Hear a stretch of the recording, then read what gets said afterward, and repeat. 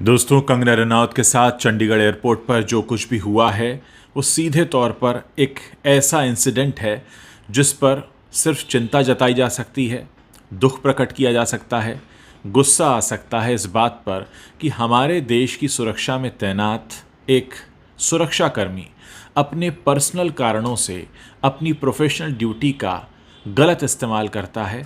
और कंगना रनौत जो हमारे देश की एक नागरिक हैं, भले उनकी राजनीतिक सोच कुछ भी हो, इसका मतलब ये नहीं होता कि अगर वो किसी एयरपोर्ट पर हैं और वहाँ एक सुरक्षाकर्मी तैनात है इसलिए ताकि वो एयरपोर्ट की सुरक्षा करे, एयरपोर्ट पर आने जाने वालों की सुरक्षा करे, और वो अपनी पर्सनल लाइफ का एक ग्रज लेकर उनके ऊपर हमला कर देता है। दोस्तों, इस पूरे मामले की तुलना सीधे तौर पर हमारे देश की प्रथम महिला प्रधानमंत्री श्रीमती इंदिरा गांधी की हत्या से की जा रही है, क्योंकि वहाँ भी यही हुआ था। श्रीमती इंदिरा गांधी के अंगरक्षकों ने ही उन पर प्रहार कर दिया था। सवाल ये नहीं है कि प्रहार का स्तर क्या है। सोचिए, आज अगर इस मामले पर काबू नहीं पाया गया, आज अगर इस मामले में सख्त से सख्त सजा नहीं दी गई उस महिला सुरक्षाकर्मी को, तो कल ये फिर होगा। क्योंकि हमारे देश में अलग अलग राजनीतिक सोच के लोग रहते हैं। ज़रूरी नहीं है कि आप कंगना रनौत की राजनीतिक सोच के समर्थक हों, लेकिन इसका मतलब ये बिल्कुल नहीं हो जाता है कि आप उन पर हमला कर दें, खासकर तब जबकि आप सुरक्षा में तैनात एक सुरक्षाकर्मी हैं। क्योंकि आज तो एक सुरक्षाकर्मी ने एक इस तरीके का हमला किया है, कल को सबकी अलग अलग राजनीतिक सोच होगी और सब अपने अपने हिसाब से अलग अलग राजनेताओं पर या अलग अलग राजनीतिक सोच रखने वालों पर प्रहार करना शुरू कर देंगे। तो क्या हम इस देश में संविधान का सम्मान कर रहे हैं? अगर उस महिला सुरक्षाकर्मी को ये लगा कि कंगना ने कुछ ऐसा लिखा था ट्विटर पर जो कि हमारे संविधान के खिलाफ था, तो आज का जो ये कृत्य है, क्या ये संविधान के अनुसार है? किसी भी दृष्टि से अगर आप संविधान का उल्लंघन करते हैं तो वो एक अपराध है, और किसी अपराध के जवाब में एक और अपराध करना ये सही कैसे हो सकता है? इस समय सोशल मीडिया पर तमाम तरह के वीडियोज़ हैं, बहुत सारी बातें कही जा रही हैं। खुद कंगना रनौत ने वीडियो किया है और इस पूरे इंसिडेंट पर तरह तरह की प्रतिक्रियाएं सामने आ रही हैं। खासकर वो लोग जो कंगना की राजनीतिक सोच से इत्तेफाक नहीं रखते, वो इस कृत्य को सही तक ठहरा रहे हैं, लेकिन ये किसी भी तरीके से सही नहीं ठहराया जा सकता क्योंकि ये एक अपराध है। ठीक वैसे ही जैसे कुछ लोग हमारे देश में आज भी महात्मा गांधी के हत्यारे नाथूराम गोडसे को भगवान मानते हैं। उनसे सीधा प्रश्न ये होता है कि किसी की हत्या करने वाला भगवान कैसे हो सकता है? आपकी राजनीतिक सोच चाहे कुछ भी क्यों ना हो, लेकिन आपकी राजनीतिक सोच या आपका कोई पर्सनल कारण इस बात के लिए पर्याप्त नहीं होता कि आप किसी पर किसी भी तरीके का हमला करें। बहुत से लोग तर्क दे सकते हैं, थप्पड़ ही तो मारा है, चांटा ही तो मारा है, गोली थोड़ी ना मारी है। लेकिन सवाल ये नहीं है, हिंसा का कोई प्रकार नहीं होता, हिंसा सिर्फ हिंसा होती है। और अगर आप इस तरह से हिंसा पर उतारू होते हैं तो पहली बात तो यह कि हमारे देश का संविधान इसकी इजाज़त नहीं देता। हमारे देश का संविधान ये कहता है कि अगर आप एयरपोर्ट पर तैनात हैं सुरक्षा देने के लिए, तो आपका काम सुरक्षा देने का है। वहाँ पर आप अपने किसी पर्सनल ग्रज को अपने घर पर रख कर आएँ, और अगर आपको वाकई कोई समस्या है तो उस जगह से छुट्टी ले लें, क्योंकि वहाँ जो आपको तैनात किया गया है, आपको पहनने के लिए जो वर्दी दी गई है, आपको जो सैलरी दी जाती है, वो इनकम टैक्स के जो पे करते हैं हम सब लोग, उसमें से पैसा जाता है, यानी देश का पैसा है, और आप देश की सुरक्षा में लगे हैं। और कंगना रनौत भले फिल्म की अभिनेत्री हैं या वो मंडी लोकसभा सीट से अब चुन ली गई हैं, इसके अलावा इससे बढ़कर वो इस देश की नागरिक हैं। हमारे देश के सभी एयरपोर्ट्स पर जो भी सुरक्षाकर्मी तैनात होते हैं, उनका पहला धर्म होता है कि वो एयरपोर्ट की सुरक्षा पर ध्यान दें, वहाँ आने वालों की सुरक्षा पर ध्यान दें।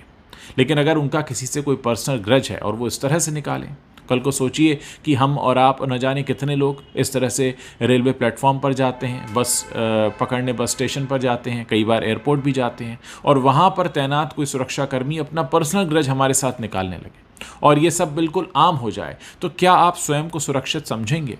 अब आप सोचिए, जब ये खबर हमारे देश से बाहर जाती है तो हमारे देश की कितनी थू-थू होगी कि हमारे देश में इस तरह के नागरिक हैं जो सुरक्षाकर्मी हैं, तैनात हैं सुरक्षा के लिए, और इस तरह से अटैक करते हैं।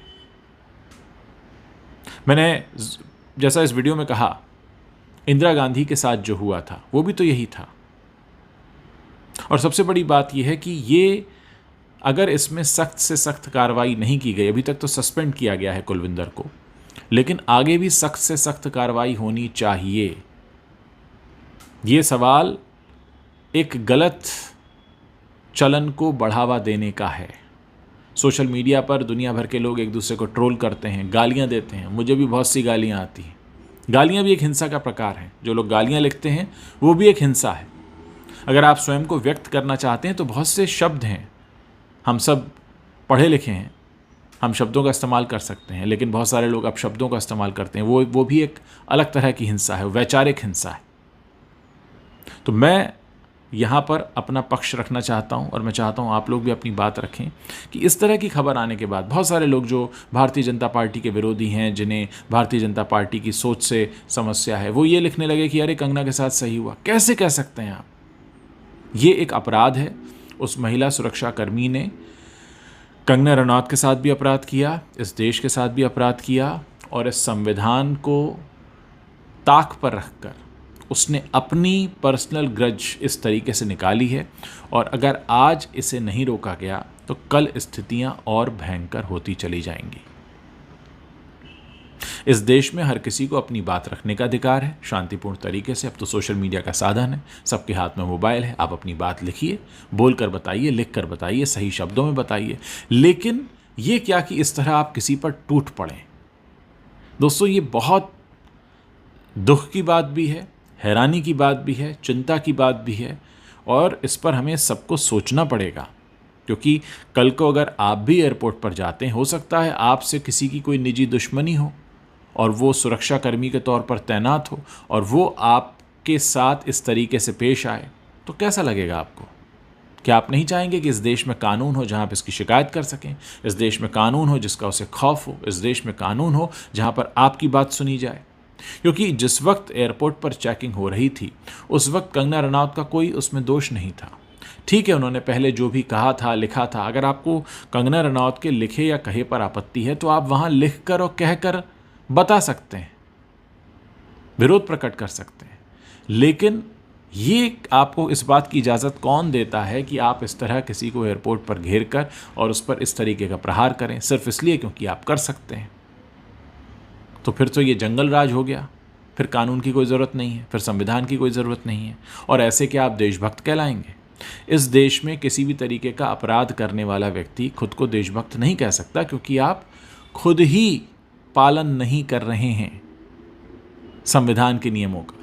हमारा संविधान इस बात की इजाज़त नहीं देता है।